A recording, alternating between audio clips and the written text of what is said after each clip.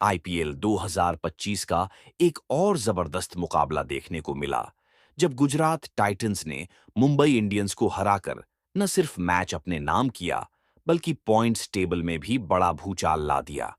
इस जीत से जहां कुछ टीमों की प्लेऑफ की उम्मीदों को नई जान मिली है, वहीं कुछ टीमों के लिए ये हार उनके अभियान का अंत बन गई है। अब तो ये भी लगभग साफ हो चुका है कि तीन टीमों ने प्लेऑफ की रेस में अपनी जगह लगभग पक्की कर ली है। गुजरात की इस शानदार जीत से मुंबई को तो तगड़ा नुकसान हुआ ही है, साथ ही आरसीबी को भी बड़ा झटका लगा है। अब ऐसी स्थिति बन गई है कि चार टीमों का लगभग पत्ता कट चुका है और बची हुई एकमात्र सीट के लिए तीन टीमों के बीच कांटे की टक्कर होने वाली है। मुंबई के खिलाफ खेले गए इस हाई वोल्टेज मुकाबले में गुजरात ने रोमांच की सारी हदें पार कर दी। मुकाबला आखिरी ओवर तक गया और आखिरकार गुजरात ने आखिरी गेंद पर बाजी मार ली। इसी के साथ पॉइंट्स टेबल का पूरा समीकरण ही पलट गया है। अब प्लेऑफ की रेस महज दिलचस्प नहीं, बल्कि सुपर थ्रिलर बन चुकी है।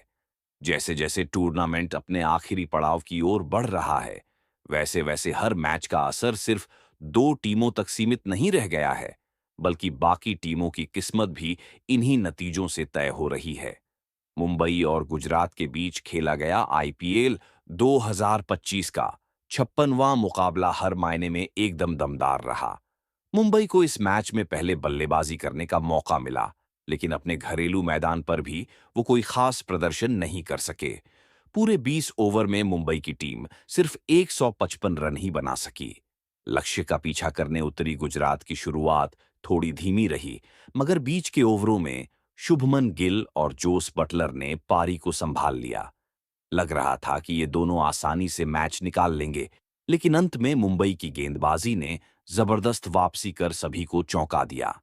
बुमराह, ट्रेंट बोल्ट और अश्विनी कुमार की धारदार गेंदबाजी ने गुजरात को मुश्किल में डाल दिया, लेकिन तभी बारिश ने मैच में दखल दिया और मुकाबला 19 ओवरों तक सीमित कर दिया गया।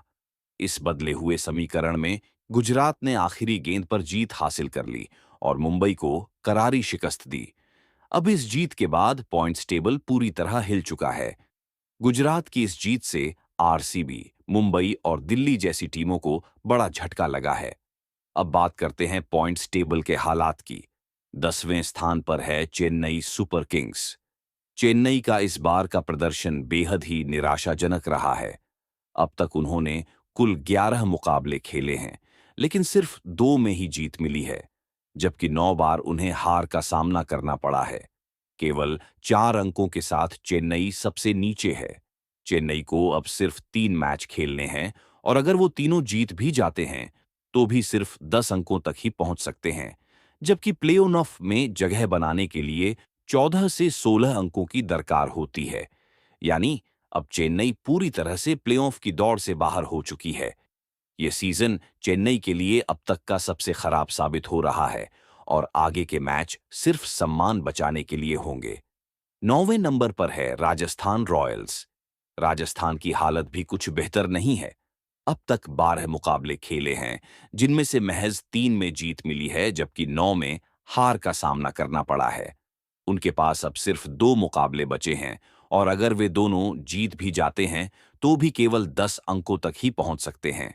यानी उनके लिए भी दरवाजे बंद हो चुके हैं और प्लेऑफ की रेस से वो ऑफिशियली बाहर हो चुके हैं। 8वें स्थान पर है सनराइजर्स हैदराबाद। अब तक उन्होंने 11 मुकाबले खेले हैं, जिनमें 4 में जीत और 6 में हार मिली है, जबकि एक मुकाबला बारिश की भेंट चढ़ गया था। उनके पास इस समय 7 अंक हैं। हैदराबाद को अब 3 मैच और खेलने हैं और अगर वो तीनों जीत भी जाते हैं, तब भी अधिकतम 13 अंकों तक ही पहुंच सकते हैं। यानी यह टीम भी अब प्लेऑफ की रेस से बाहर मानी जा सकती है, क्योंकि 14 अंक तक पहुंचना नामुमकिन है। 7वें स्थान पर है लखनऊ सुपर जायंट्स। उन्होंने 11 मैच खेले हैं, जिनमें से 5 में जीत और 6 में हार मिली है। उनके पास अब 10 अंक हैं। उनके पास अभी 3 मुकाबले बचे हैं और अगर वे तीनों जीत जाते हैं, तो 16 अंकों तक पहुंच सकते हैं। लेकिन ध्यान देने वाली बात यह है कि उनके अगले मैच आरसीबी और गुजरात जैसी मजबूत टीमों के खिलाफ हैं। तो वापसी मुश्किल है, लेकिन नामुमकिन नहीं। जैसा कि हमने मुंबई के साथ देखा कि उन्होंने लगातार 6 मैच जीतकर वापसी की थी।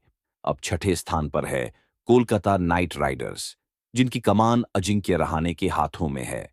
कोलकाता ने अब तक 11 मुकाबले खेले हैं, जिसमें 5 में जीत, 5 में हार और एक मुकाबला बेनतीजा रहा। उनके पास कुल 11 अंक हैं। अगर कोलकाता अपने बचे हुए 3 मुकाबले जीत जाता है, तो सीधे 17 अंकों तक पहुंच सकता है, जिससे उनका प्ले-ऑफ में पहुंचना तय हो जाएगा। हालांकि अगर वे सिर्फ 2 मुकाबले जीतते हैं, तो उनके 15 अंक होंगे और उस स्थिति में उन्हें बाकी टीमों के नतीजों पर निर्भर रहना पड़ेगा। लेकिन फिलहाल के लिए कोलकाता के लिए सबसे अच्छा रास्ता यही है कि वे अपने तीनों मुकाबले जीतें और सीधे क्वालिफाई करें। अब बात करते हैं दिल्ली कैपिटल्स की, जो फिलहाल अंक तालिका में 5वें स्थान पर मौजूद हैं। अक्षर पटेल की कप्तानी में दिल्ली की टीम अब तक कुल 11 मुकाबले खेल चुकी है, जिनमें से उसे 6 में जीत मिली है, जबकि 4 मैचों में हार का सामना करना पड़ा है। एक मुकाबला बारिश की भेंट चढ़ गया, जिससे टीम के खाते में कुल 13 अंक हैं।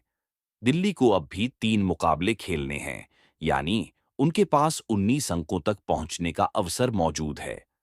अगर वे इनमें से सिर्फ 2 मैच भी जीतते हैं, तो उनके 17 अंक हो जाएंगे, जो प्ले-ऑफ की दौड़ में उन्हें मजबूत स्थिति में ला सकते हैं। दिल्ली का अगला मैच 8 मई को पंजाब किंग्स के खिलाफ होगा और यह टक्कर दोनों टीमों के प्ले-ऑफ समीकरण को तय करने में बेहद अहम साबित हो सकती है। अब नजर डालते हैं शीर्ष 4 टीमों पर। चौथे स्थान पर काबिज है मुंबई इंडियंस की टीम, जिसने इस सत्र में 12 मुकाबले खेले हैं। इनमें 7 में उन्हें जीत मिली है और 5 में शिकस्त। 14 अंकों के साथ मुंबई फिलहाल चौथे स्थान पर है और प्ले-ऑफ में जगह बनाने के लिए उन्हें केवल एक और जीत की आवश्यकता है। उनके पास अब भी 2 मुकाबले बाकी हैं, जिससे उनके पास 16 से 18 अंकों तक पहुंचने का मौका है। हालांकि गुजरात के खिलाफ हालिया हार ने उनकी जीत की लय को तोड़ा है, जिससे उन्हें अंक तालिका में एक स्थान का नुकसान हुआ है। अगला मैच 11 मई को पंजाब के खिलाफ होगा, जो दोनों टीमों के लिए निर्णायक साबित हो सकता है। तीसरे पायदान पर है पंजाब किंग्स की टीम, जिसने 11 मुकाबलों में 7 बार जीत का स्वाद चखा है, 3 बार हार का सामना किया है और एक मुकाबला बिना नतीजे के समाप्त हुआ है। इस समय उनके खाते में 15 अंक हैं और प्ले-ऑफ का टिकट पाने के लिए उन्हें अब केवल एक और जीत की दरकार है। अगर वे 2 मैच जीतते हैं तो टॉप 2 में जगह बना सकते हैं। उनका नेट रन रेट भी अच्छा है और टीम का प्रदर्शन संतुलित रहा है, जिससे उनका आत्मविश्वास 7वें आसमान पर है। अब आते हैं रॉयल चैलेंजर्स बेंगलुरु पर, जो इस समय अंक तालिका में दूसरे स्थान पर विराजमान है। इस टीम ने 11 मुकाबलों में से 8 में जीत दर्ज की है और 3 में हार मिली है। कुल 16 अंकों के साथ आरसीबी इस सीजन की पहली ऐसी टीम बन चुकी है जिसने प्ले-ऑफ के लिए क्वालिफाई कर लिया है। हालांकि इसकी आधिकारिक पुष्टि अभी बाकी है, लेकिन आईपीएल के इतिहास को देखते हुए 16 अंकों वाली कोई भी टीम प्ले-ऑफ से बाहर नहीं हुई है। यदि आरसीबी अपने बचे हुए 3 में से 2 मुकाबले भी जीत जाती है, तो वह 20 अंकों के साथ अंक तालिका में शीर्ष पर रह सकती है। अब बात करते हैं फिलहाल अंक तालिका में पहले स्थान पर मौजूद गुजरात टाइटंस की, जिसकी अगुवाई शुभमन गिल कर रहे हैं। इस टीम ने 11 मुकाबलों में से 8 में जीत हासिल की है और केवल 3 में हार झेली है। उनके नाम भी 16 अंक हैं और मुंबई के खिलाफ जीत ने उन्हें सीधे चौथे स्थान से शीर्ष पर पहुंचा दिया है। इस टीम ने प्ले-ऑफ के लिए तो क्वालिफाई कर ही लिया है, अब उनकी नजर टॉप 2 में अपनी जगह पक्की करने पर होगी।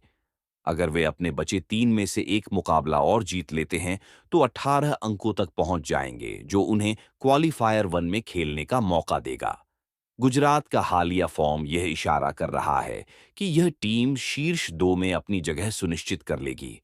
अब सबकी नजरें दिल्ली, मुंबई और कोलकाता जैसी टीमों पर टिकी हैं, जो अब भी अपने भाग्य को खुद बदलने का मादा रखती हैं।